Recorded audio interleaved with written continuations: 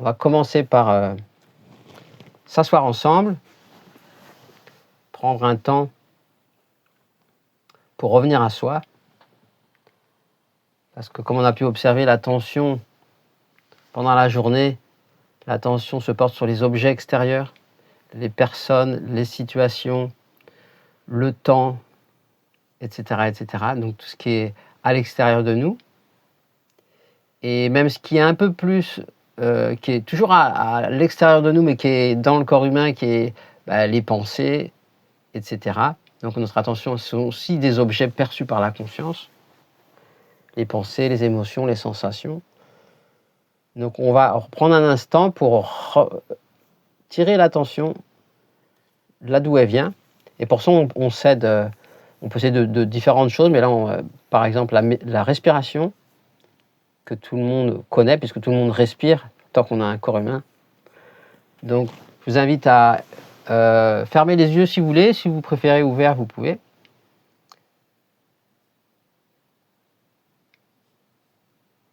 Et juste revenir à soi, se poser.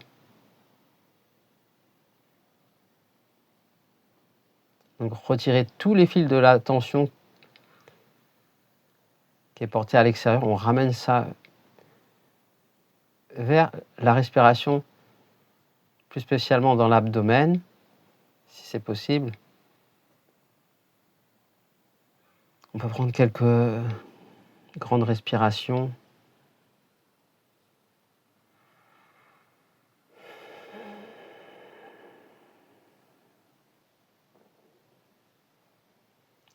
Et quand on expire, on peut lâcher les tensions ou les choses dont on n'a pas besoin.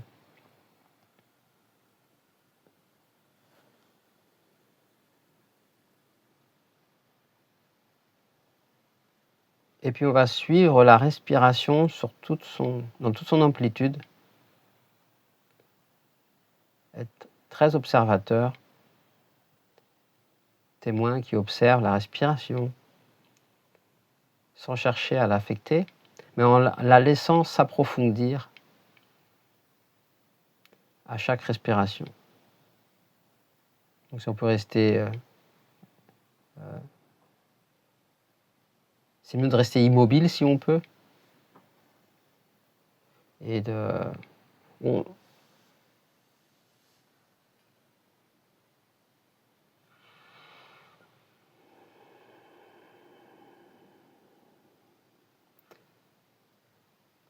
observer s'il y a une tendance à devancer l'inspiration ou l'expiration, ou si elle se déroule vraiment naturellement.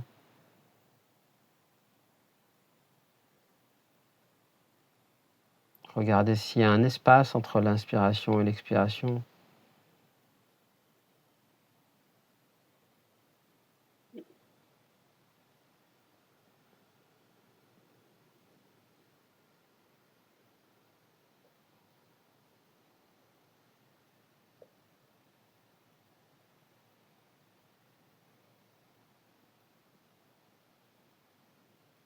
La respiration est aussi un objet qui est perçu par la conscience que je suis, l'observateur silencieux. Le silence, cet espace dans quoi tout se passe.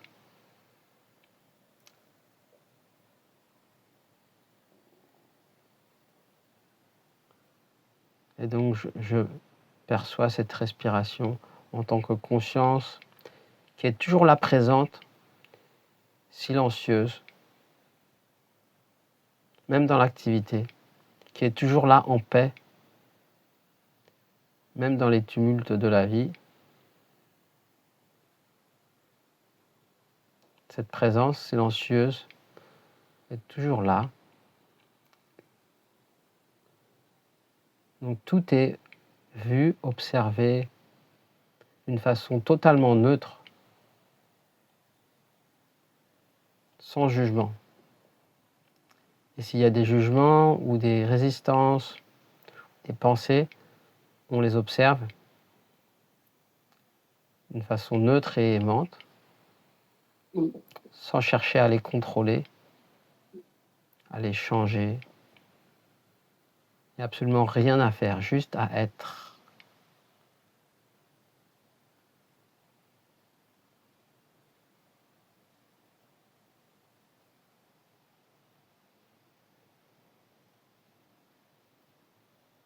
C'est juste que mon attention était ailleurs. Et en réalité, cet espace dans quoi tout se passe est la base de l'existence elle-même.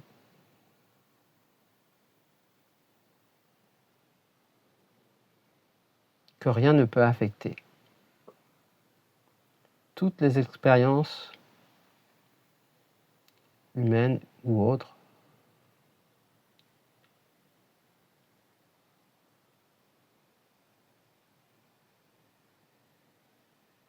peuvent être expérimentées des plus agréables aux plus désagréables sans affecter la conscience elle-même. La conscience qui n'est pas individuelle, bien sûr. Plus je prends conscience de ma propre nature, plus j'appréhende la vie depuis cet espace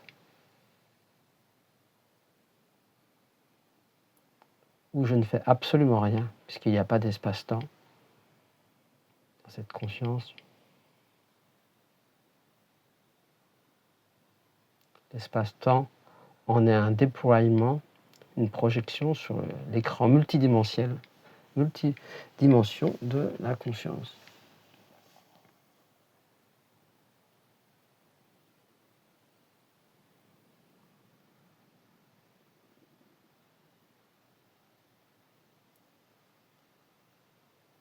Donc on est juste présent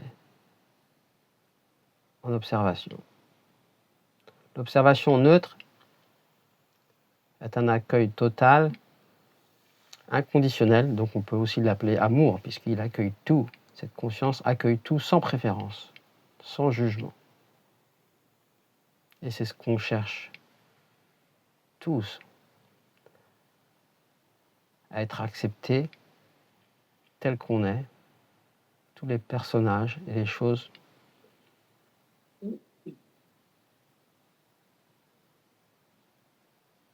Donc on est cet espace nous-mêmes qui accueille tout comme c'est.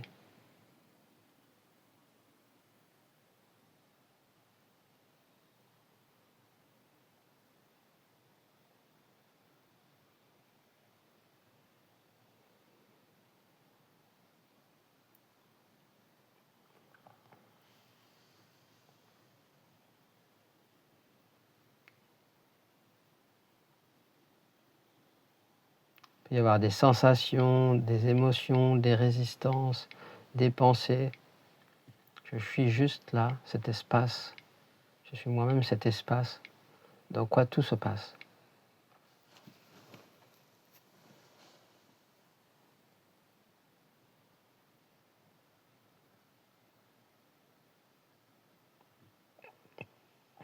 Voilà. Donc si vous voulez bien, on peut revenir ensemble. Vous pouvez ouvrir vos yeux si vous voulez. Et allumer vos micros si vous le souhaitez aussi.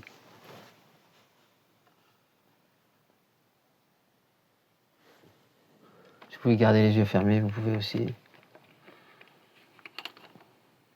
Voilà, c'est juste pour être dans un espace ensemble. Et à partir de là, si quelqu'un veut partager quelque chose ou poser une question, vous êtes bienvenu. Par rapport à ce moment-là, ce moment qu'on a passé ensemble, ou d'autres choses, ou des choses que j'ai dit dans des vidéos, par exemple, ou sinon je veux parler de quelque chose aussi spontanément. Donc, est-ce que quelqu'un veut dire quelque chose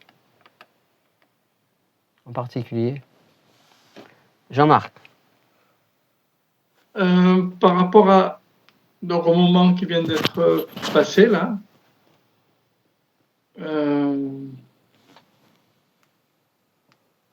donc par exemple là j'ai eu une journée qui était mouvementée par rapport à des événements rien de très compliqué, enfin, rien de très facile à vivre, mais et là, par bref moment, je me suis accordé donc une espèce de pause, si on peut dire, un truc où ces choses-là ne remontent pas. En tout cas, il n'y a pas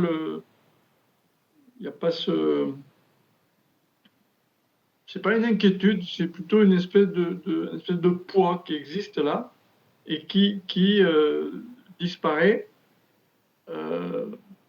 pendant quelques secondes, et puis ça réapparaît. Alors ça disparaît moins longtemps que ça apparaît dans le temps. Mais bon, il y a cette espèce de balancier là qui se fait et qui est d'autant plus favorable que je me sens pas en danger là, quoi. C'est-à-dire que il y a pas je suis pas en attente, je suis pas sur la défensive quelque part. Donc voilà, c'est juste, bon, c'est assez ordinaire. Non, mais c'est très profond parce que c'est la base de tout. C'est vraiment l'alternance entre l'agréable et le désagréable. C'est justement ce dont je parlais tout à l'heure. C'est la clé. Parce que la compréhension est très importante, la clarté, comprendre comment ça fonctionne. Et donc observer cette tendance, parce qu'il y a quelque chose en nous, sa spécialité, c'est de séparer les choses, de juger entre l'agréable et le désagréable, le bien, le mal, etc. Donc vous connaissez ça, et celui-ci, on l'appelle, je ne sais pas si vous avez une idée de son nom, on l'appelle moi. Donc moi aime bien, à travers la fonction du mental, c'est ça, c'est de diviser. Et donc on s'est divisé aussi moi et les autres, moi et Dieu, etc. Moi et le monde. Donc on sépare aussi l'agréable et le désagréable. Donc c'est ça qui nous met un peu dans l'embarras, parce qu'il y a une préférence. Comme disait une question qui me vient avec cette chose-là, c'est je suis en permanence en doute, et c'est une question que je pose et je connais vraiment pas la réponse. C'est la part active que je peux avoir sur la focalisation de mon attention. Je sais pas, là, bon, les circonstances s'y prêtent, ces circonstances-là, je les ai plus ou moins provoquées ou acceptées ou machin. Quand les circonstances s'y prêtent, les conditions sont favorables, donc ça vient plus facilement, mais j'ai un grand questionnement sur y compris sur le positionnement de mon attention, savoir si c'est quelque chose que je peux revendiquer en fait, ou provoquer, ou manipuler, même parce que je suis un grand manipulateur de Jean-Marc. et je connais vraiment pas la réponse. Autrement dit, je ne sais pas si je suis une girouette totale de toutes les secondes qui m'apparaissent, ou si je peux humer le vent de quelconque façon. Voilà, je ne sais pas ça. Justement, cette girouette, c'est toujours la même chose. Hein. C'est celui dont je parlais, qui cherche à séparer, à savoir mais où je dois aller, qu'est-ce que je dois faire maintenant. C'est ce qu'on appelle je ou moi. Donc l'entité séparée, mais elle se manifeste comme ça dans le mental humain, mais à travers la nature, les arbres, les plantes cherchent aussi le meilleur. Un arbre cherche plus de lumière, plus de nutriments dans le sol. Il va même pouvoir étouffer un voisin pour avoir plus de lumière. Donc c'est la nature qui cherche le mieux, le meilleur. Et donc la nature, qu'on appelle prakriti en sanskrit, c'est la nature en fait qui a cette tendance-là. Et c'est comme ça que ça fonctionne. Donc cette roue du samsara fonctionne par cette loi de préférence et de chercher le meilleur. Et donc du coup le mental humain ne fait pas exception à la règle. Donc je cherche aussi ce qu'il y a de mieux. Donc cette girouette, ce que vous appelez cette girouette, c'est justement moi. C'est pour ça qu'on croit que le démon il est à l'extérieur, mais en fait sans moi, en fait, c'est lui qui cherche à contrôler l'extérieur pour qu'il soit le plus adapté à ses besoins. Donc il est en permanente, comme une girouette, comme vous dites. C'est quoi le mieux? Donc on peut, tant qu'on reste... Le problème, c'est pas que la nature fonctionne comme ça. Parce que la nature fonctionne comme ça, y compris le mental humain. La nature, c'est l'identification avec le mental humain. C'est là la clé, en fait. C'est l'identification. Si je peux observer ce mental humain et si je peux observer ce je qui a des préférences, eh ben je m'aperçois que ce qui observe ce je ne peut pas être je.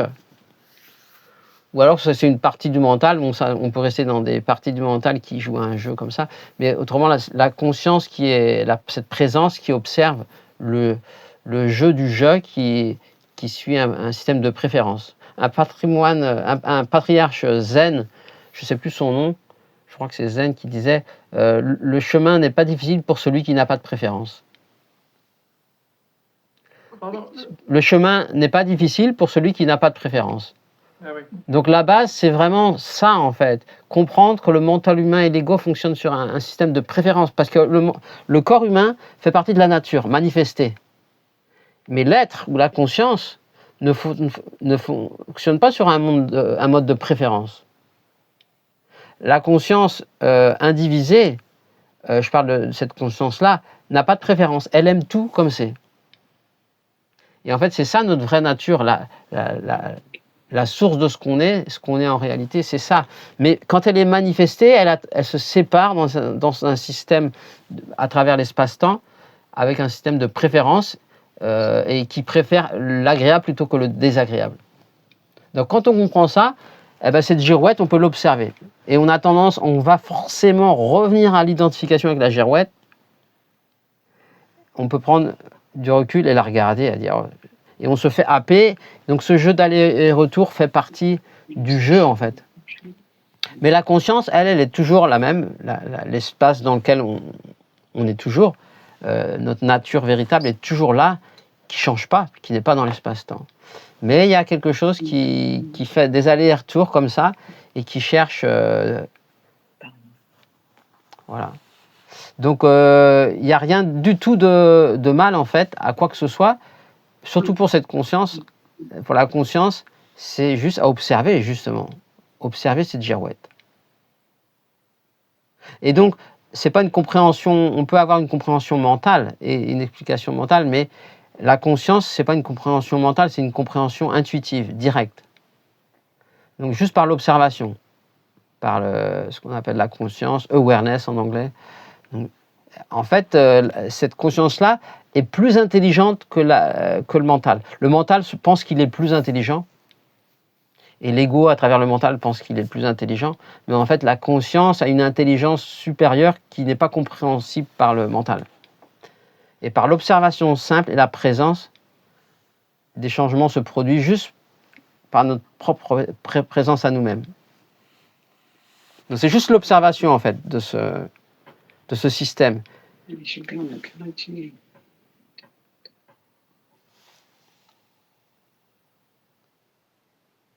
Ça rejoint un peu l'observation de la respiration que tu nous donnais à voir, à regarder. Ben, elle en fait partie de la nature aussi. Tout ce qui est magnifique. Oui. Le fait d'être sur la respiration, qui finalement elle n'est pas chargée d'informations, de significations, et du coup, ça nous met dans une espèce de néant, de rien, enfin de vide. Et pour rebondir, enfin pas pour donner mon expérience de ce que nous avons partagé, tout comme Jean-Marc a fait, pour moi, ça a été waouh, je me détends, je lâche, parce que moi-même, cet après-midi, j'ai dû me prendre de plein fouet des tempéraments qui me contrariaient quelque part. Donc ma préférence était waouh, je préférerais être ailleurs. Enfin, ça m'avait tendu. Et ce temps méditatif m'a mis dans cet espace vide complètement décontractant. Et là, j'ai eu le sentiment et l'impression, mais ça veut rien dire, comme si je me retrouvais dans en la conscience dont tu parlais, enfin, en mon vrai moi. Mhm. Bah ouais, c'est ça. Et du coup, on l'expérimente par moment quand on s'assoit, quand on fait une réunion comme ça. Et après, le truc, c'est que ça devienne partie intégrante de la vie. En fait, que de plus en plus, cette paix soit là aussi quand je parle. Ce silence, cette paix soit comme le background, le fond, en fait. Comme le fond invisible de tout ce qui se passe. Donc ça, au départ, ça paraît séparé, je passe de l'un à l'autre. Et puis plus ça va, j'apprends à... La vie, elle va faire que je vais de plus en plus réaliser que les deux, en fait, sont simultanés. Parce qu'en fait, puisqu'on se sent identifié dans un état qui change et qui n'est pas stable, donc on cherche quoi? La stabilité, l'amour, le bien-être, etc. Donc on passe de l'un à l'autre et on revient. On dit mais il est où le bonheur? Et jusqu'à temps qu'on comprenne de plus en plus que c'est la base de l'existence, l'être, qui est tout le temps là en fait. Mais son expression, qui est une manifestation qui n'est pas vraiment réelle, c'est comme une expression, mais qui n'affecte pas ce qu'on est en fait. Donc tout ça, ça vient progressivement ou directement, dans certains cas rares. Okay. Mais la respiration, c'est aussi une expression, mais qui est une expression simple. Donc qui nous ramène à une simplicité, parce que le mental est complexe et on est attiré à travers le mental par le monde extérieur, les objets extérieurs. Donc là, l'idée, c'est de revenir à un objet perçu par la conscience, mais qui est simple. Donc du coup, qui permet d'éliminer toutes les fioritures, toutes les complications. Donc ça pourrait être aussi autre chose, hein. Mais bon, moi j'aime bien utiliser la respiration parce que tout le monde, il n'y a pas besoin d'être initié pour ça, tout le monde pratique ça 24 sur 24. Et alors l'autre chose importante à comprendre,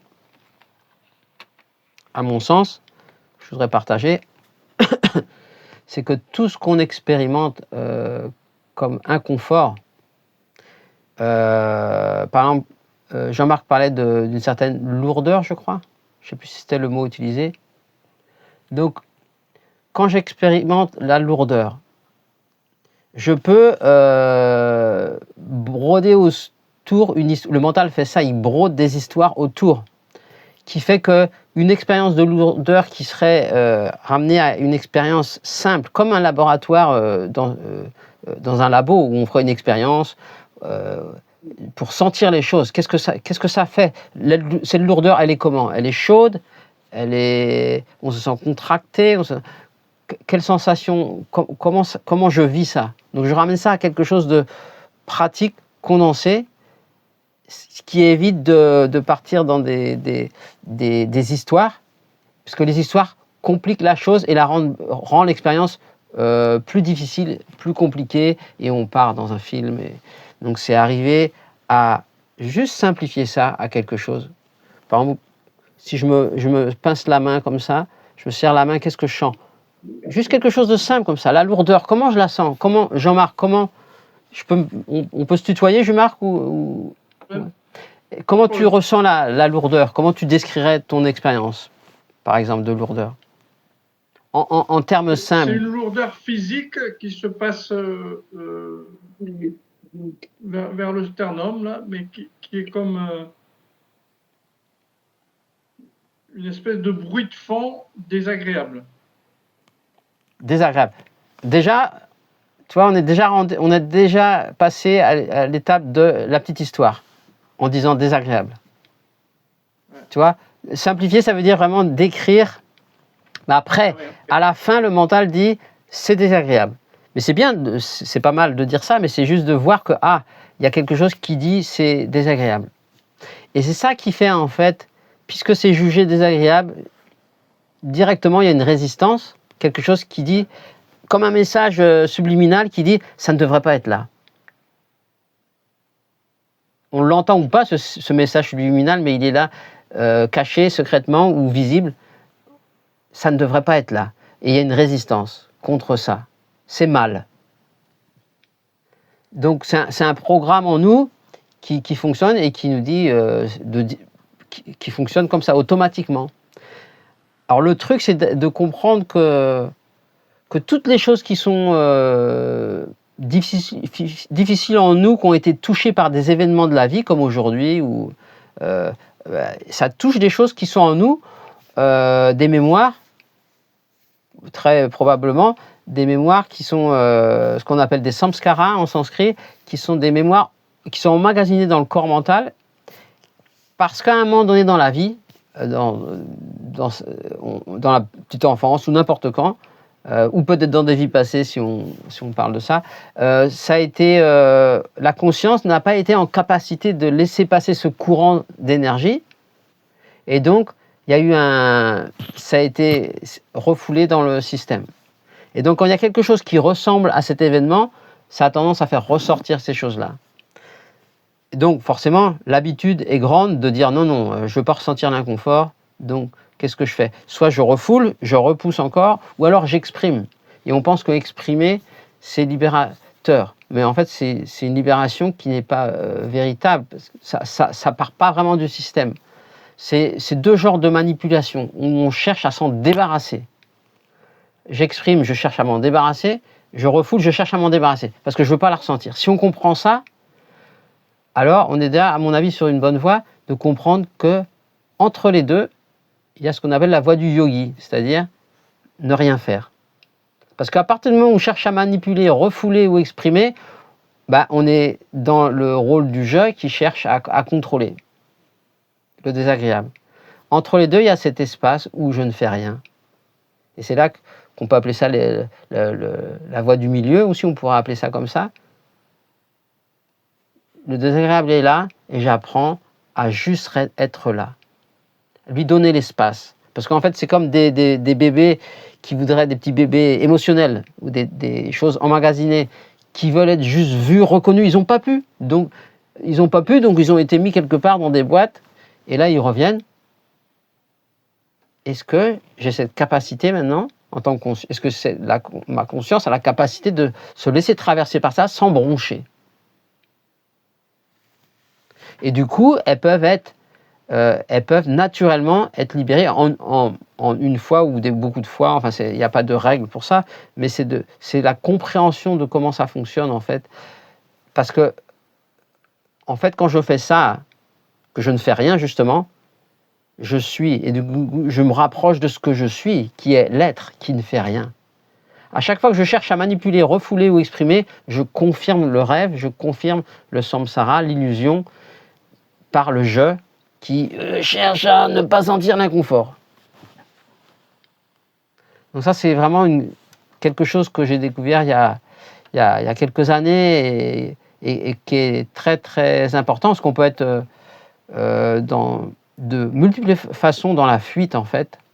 La fuite par les drogues, par l'alcool, par l'hyperactivité, par des relations, par la méditation peut être aussi une fuite. Donc la méditation n'est pas mauvaise en soi, moi je médite quotidiennement, mais c'est l'attitude intérieure qu'on a. Si c'est une attitude d'échappatoire, alors ça devient un peu comme une drogue ou un alcool, ou l'hyperactivité, ou quelque chose qui cherche à éviter l'inconfort. Éviter, alors que justement, être ici et maintenant, sans fuir quoi que ce soit, être là.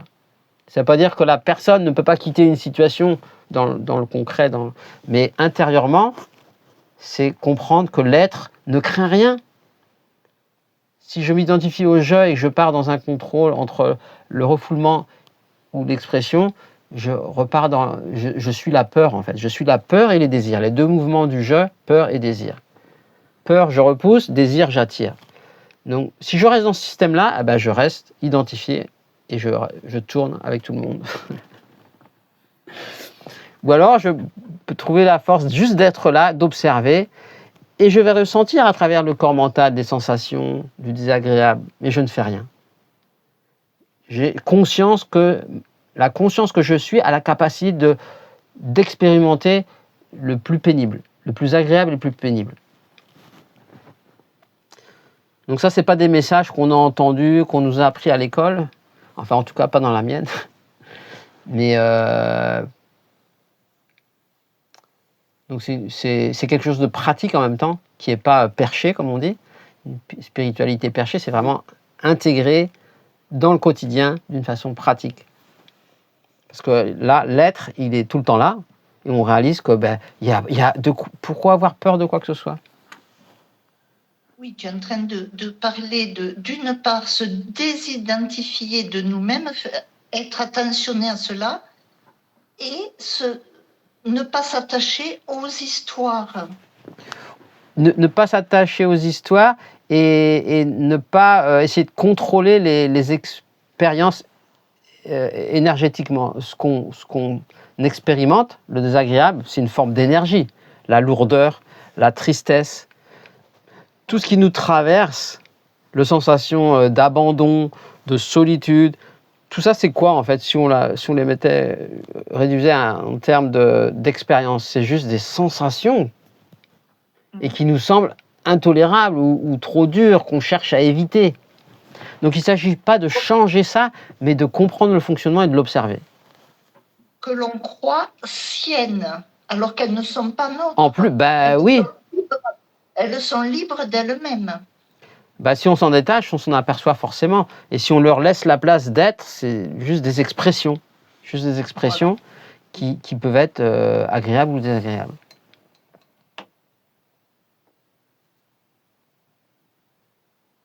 Donc cette présence à nous-mêmes, cette présence à ce qui se manifeste, cette présence à nos réactions face à ce qui se passe à l'extérieur. Quand je rencontre quelqu'un que ça touche quelque chose ici, où est mon attention?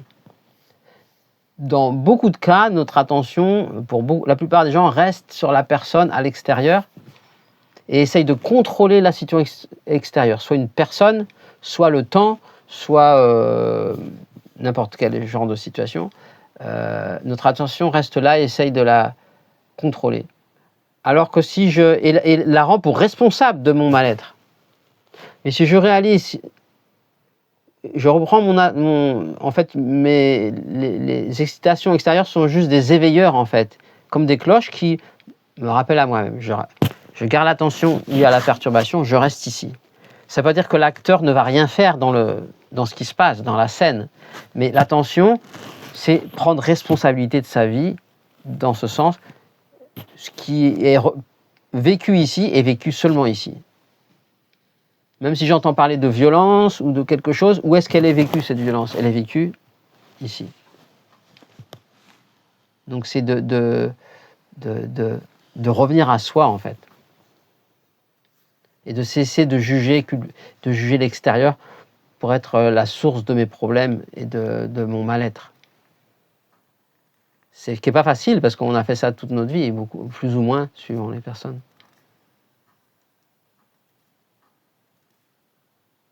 J'ai parlé beaucoup. Je voudrais tenter une idée, ou je sais pas, ou une piste pour moi. Donc, il y a des histoires que je me raconte. La consigne que j'entends, c'est que ces histoires n'ont pas d'autre importance que les sensations qu'elles produisent.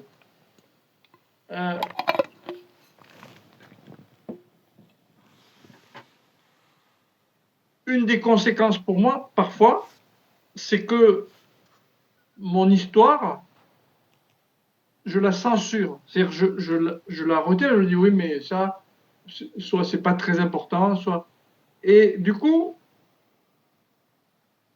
il y a une censure de l'histoire. Même si ça n'est qu'une histoire, il y a une censure. Entre les deux, entre la censure et le fait d'y croire vraiment à cette histoire comme étant le support de toute la misère du monde, en tout cas la misère du monde de Jean-Marc, Est-ce qu'il n'y a pas la possibilité d'être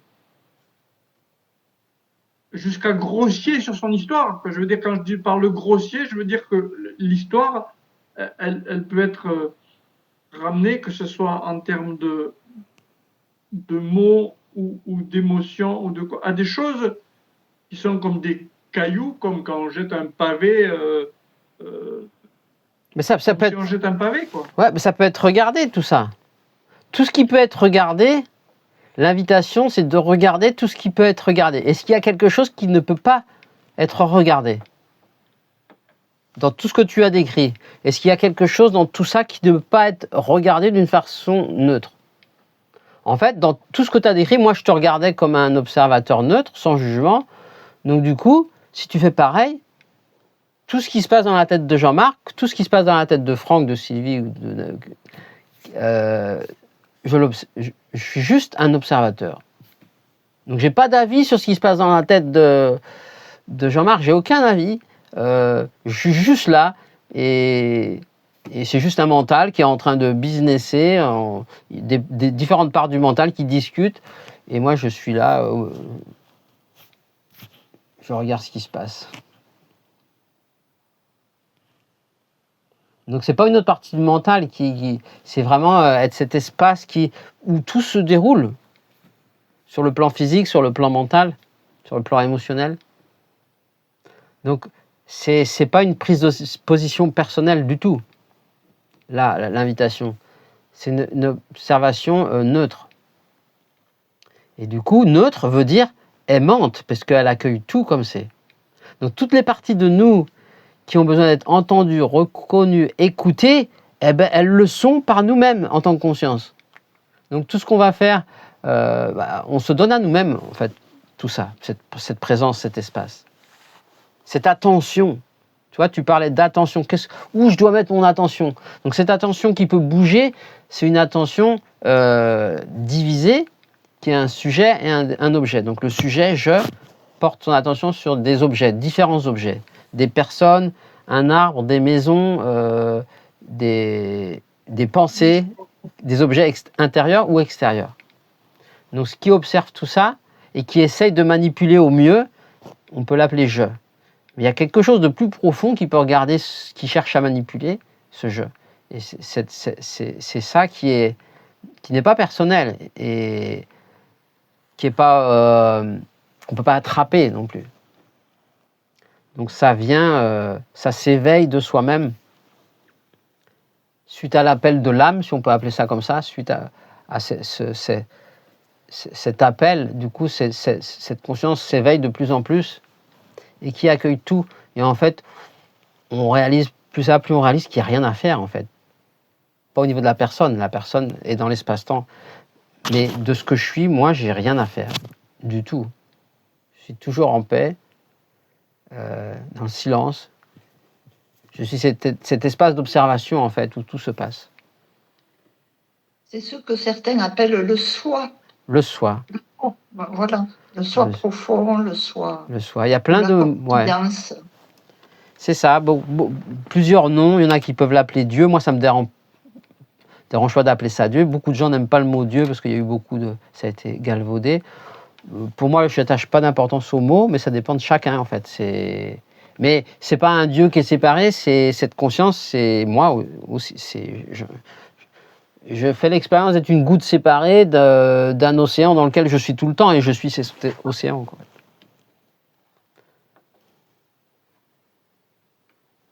Donc les films, on les écoute et puis on apprend justement en les écoutant. Plus on les écoute, les films qui se passent dans la tête, plus on s'aperçoit qu'ils nous intéressent de moins en moins en fait. On perd intérêt progressivement. Parce qu'on voit que ça n'a ni queue ni tête, ou on laisse ça se faire, et puis on est plus intéressé par la paix et le silence que par les histoires. Oui, parce qu'on peut observer qu'elles nous alourdissent. Plus on s'y intéresse et plus ça nous rend dingue, quoi. C'est ça, c'est l'identification, ouais.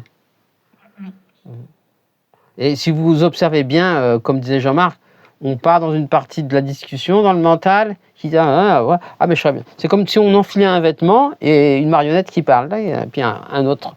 Et il y a des discussions comme ça qui se passent, c'est comme un théâtre intérieur. Non, Parfois. c'est tout à fait ça. Donc on peut regarder le théâtre et dire tiens, au théâtre ce soir.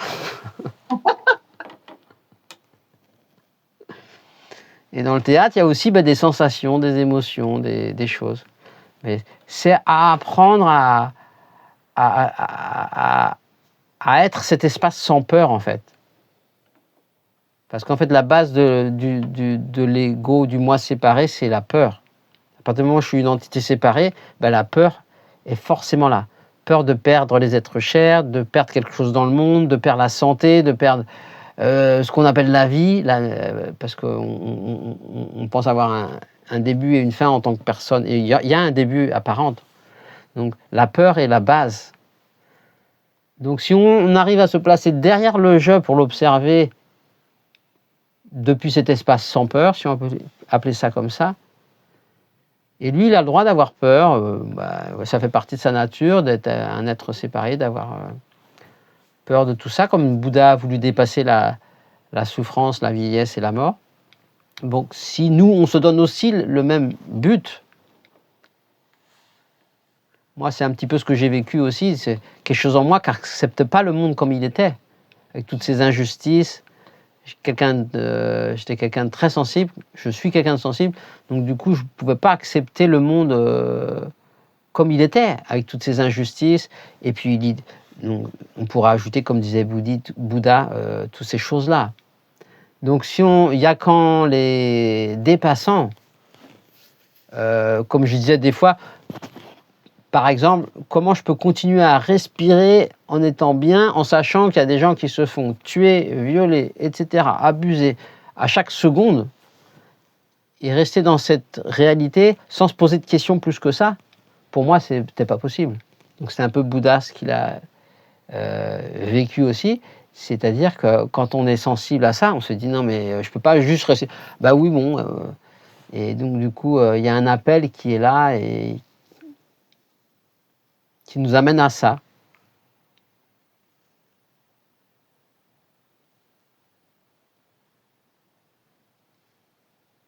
Est-ce que Saïda veut dire quelque chose? C'est vrai que moi, je suis beaucoup intéressée à Shakyamuni, en fait. Parce que il est bouddhiste, mais il a une origine hindouiste. Donc, je sais qu'il y a beaucoup de similitudes. En fait, c'est un peu la même chose. Bon, il y a des différences. Mais c'est vrai que moi, des fois, je m'interroge beaucoup parce que être sensible à la souffrance, donc, et puis en même temps, il y a aussi ce côté, c'est la vie qui se manifeste de cette façon. Donc, d'être de la non-dualité, c'est-à-dire d'accepter, en fait, justement, cette situation, sans, comment dirais-je, juste être là, regarder sans jugement, quoi. Donc, c'est vrai que, voilà, c'est... après, il y a peut-être un équilibre à trouver, je sais pas. Mais je reviens par rapport à ce que disait Jean-Marc. Moi, par rapport à ce que je vis maintenant, c'est parce que c'est de rentrer en intimité vraiment.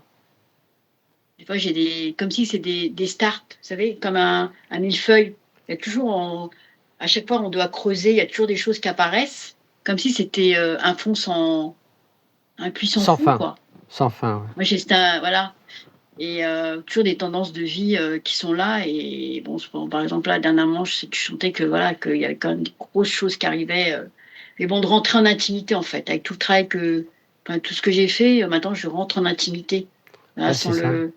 Voilà, et puis, voilà, on verra, voilà. J'ai plus... On trouve cette force. Peut-être que... C'est ce que je me disais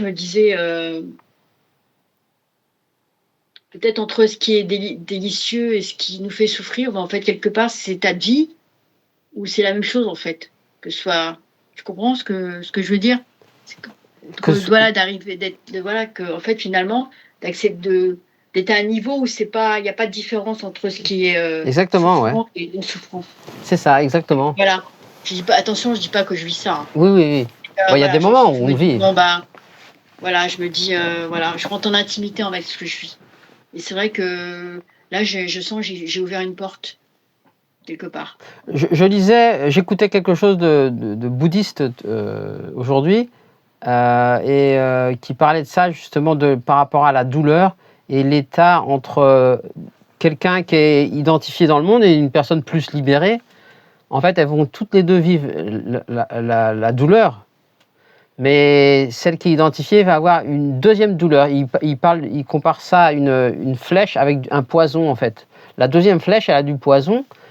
Donc l'autre, il a seulement la douleur, mais l'autre, il a la douleur et plus le mental, le jugement, la réaction à la douleur. Et c'est ça le poison en fait. Ce qui peut être une douleur physique ou un inconfort, ou des couches comme tu parles, qu'on traverse. Donc quand on traverse des choses comme ça difficiles ou une lourdeur, donc si on ajoute une deuxième couche, une flèche avec du poison, eh ben ce poison dit « Ah, ça ne devrait pas être là, ah mais je ne vais jamais y arriver, ah c'est trop pour moi, ah non mais qu'est-ce que c'est que ça ?» etc., etc. Donc si on peut être sans cette flèche-là, être juste dans l'expérience, juste la douleur, la sensation, qu'elle soit physique ou autre, donc du coup on simplifie les choses et on est plus proche de nous-mêmes. Comme tu disais, être dans l'intimité. Donc en fait, c'est une façon polie de dire non à l'expérience quand on vient avec cette flèche empoisonnée qui est la flèche du je veux pas, j'ai peur, c'est trop.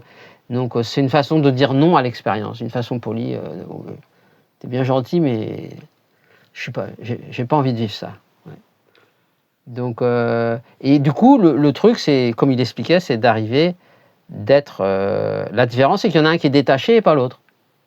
Donc la douleur pour celui qui est détaché, ben, elle est là, mais il vit les choses désagréables d'une façon détachée, il vit les choses agréables d'une façon détachée, et les choses neutres d'une façon détachée. Donc ce sera un peu la direction qu'on aurait à prendre. Et comme tu disais, que ça devienne de plus en plus égal. Tant qu'on est pris sur ce plan, du coup on est ballotté et on est fatigué de ça. Donc il y a quelque chose qui appelle à s'ouvrir. Ouais, accepter en fait, voilà, je sais pas si c'est le mot accepter, mais ouais, juste d'être là, présent, comme tu dis. Avec l'inconfort. Il y a quelque chose qui se passe. Après la souffrance, ouais, c'est ouais. Bon, enfin moi je fais confiance à la vie, quoi. Je pense qu'on a une force en nous qui nous. C'est ça. Qui fait en sorte que voilà qu'on a cette capacité. Quelque chose qui te passe, quoi. Ouais, voilà, faut se faire confiance et observer ce qui résiste. Comme il dit, cette flèche empoisonnée, en fait, c'est je qui sépare et qui juge.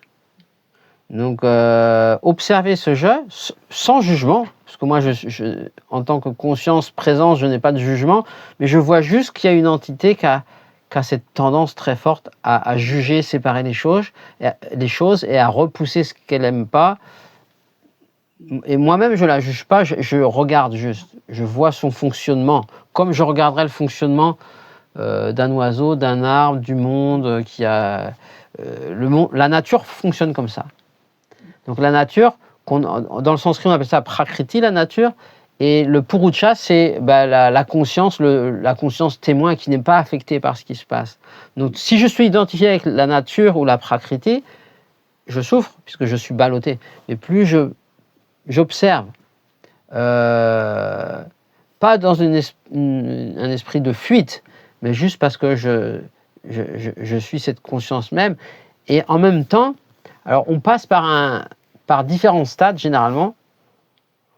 Le premier, c'est qu'on dit, Ramana Maharishi, vous avez peut-être entendu parler, il dit, il fait trois choses qu'il dit, je ne sais plus comment dire en français, statement, des choses qu'il dit par ordre comme ça, c'est, excusez-moi pour mon français, le premier c'est le monde est une illusion. Le deuxième c'est seulement le soi est réel et troisièmement le monde est le soi. Donc le premier, ça s'adresse au chercheur qui est tellement fatigué du monde et qui veut trouver une solution. Donc on dit le monde est une illusion. Donc, et le deuxième, c'est seulement le soi est réel. Donc on sépare entre le soi, la conscience, et ce qui est la manifestation qui est irréelle. Et troisième, qui est peut-être, on pourrait dire la dernière, le monde et le soi.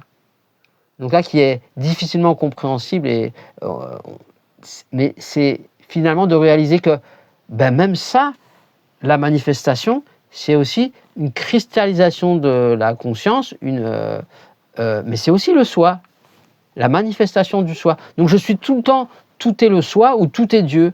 Donc je suis jamais, tout est moi en fait. Donc pourquoi avoir peur de la mort, de la naissance Je ne peux pas disparaître, puisque tout ça c'est moi. Donc ça c'est le troisième énoncé, le monde et le soi. Donc c'est le paradoxe. En même temps, on dit c'est une illusion, mais en même temps c'est aussi le soi, puisque tout en fait partie. Rien n'est. Mais c'est comme si c'était une expression qui n'est pas vraiment réelle, mais c'est aussi ça. Donc il y a de quoi avoir peur. C'est une manière de conscientiser, ne pas suivre ce je, J-E, qui sépare même ça, qui sépare même le réel de l'irréel. Ça, c'est la dernière illusion qui se tronque. Je ne suis pas je suis bien au-delà, je suis tout. Et sans cesse, ah oui, se le rappeler. Revenir à la maison.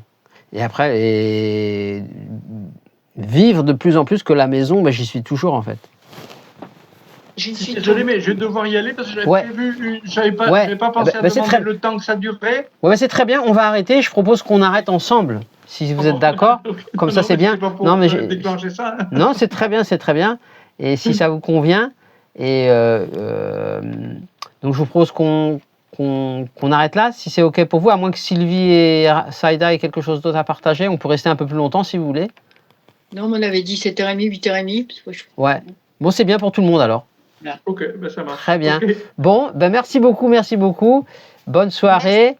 Et à la prochaine fois si vous nous rejoignez. Bon, jeudi, on part. Merci. Bonne soirée. Ce fut un plaisir. Bisous, ciao. Merci.